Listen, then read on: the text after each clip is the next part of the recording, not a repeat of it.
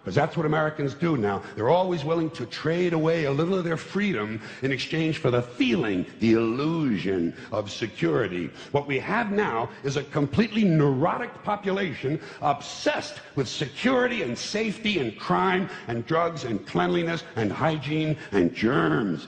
There's another thing. Germs.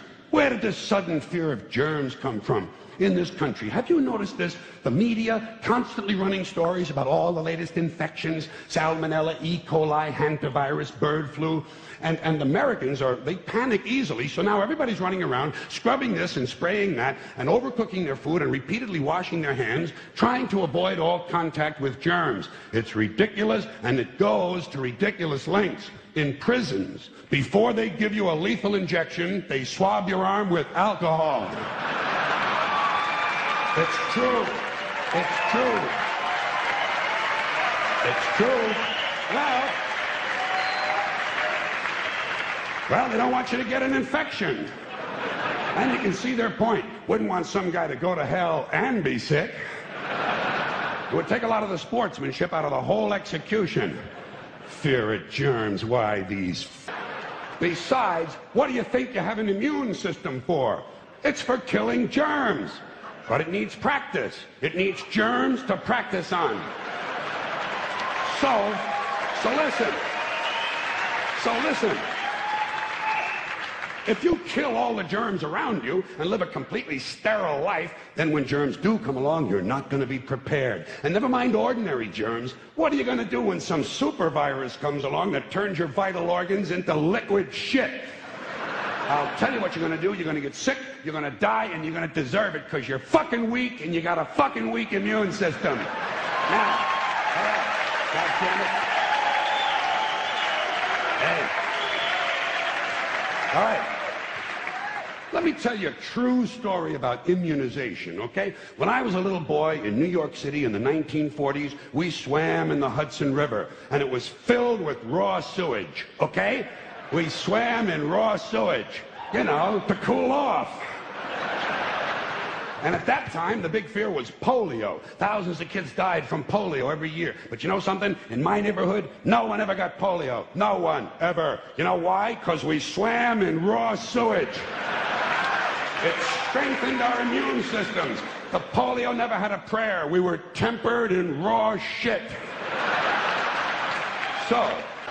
And you know something? In spite of all that so-called risky behavior, I never get infections. I don't get them. I don't get colds. I don't get flu. I don't get headaches. I don't get upset stomachs. And you know why? Because I got a good, strong immune system, and it gets a lot of practice.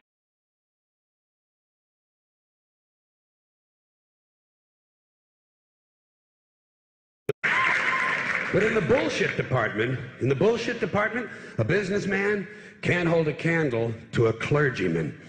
Because I got to tell you the truth, folks. I got to tell you the truth. When it comes to bullshit, big time, major league bullshit, you have to stand in awe.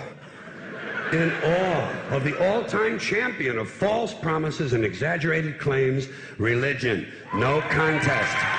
No contest. Religion easily has the greatest bullshit story ever told. Think about it. Religion has actually convinced people that there's an invisible man living in the sky who watches everything you do every minute of every day. And the invisible man has a special list of 10 things he does not want you to do. And if you do any of these 10 things, he has a special place full of fire and smoke and burning and torture and anguish where he will send you to live and suffer and burn and choke and scream and cry forever and ever till the end of time. But he loves you.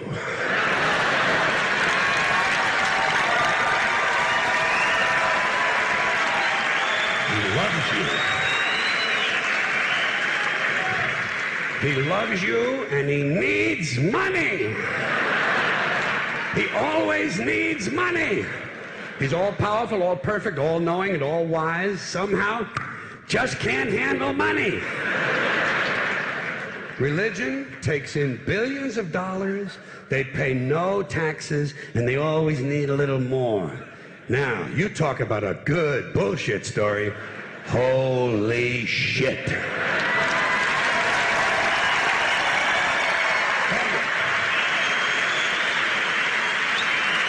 Thank you. But, thank you very much.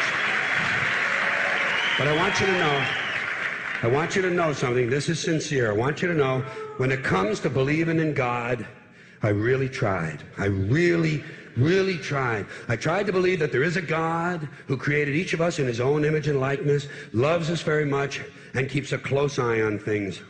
I really tried to believe that, but I gotta tell you, the longer you live, the more you look around, the more you realize something is fucked up.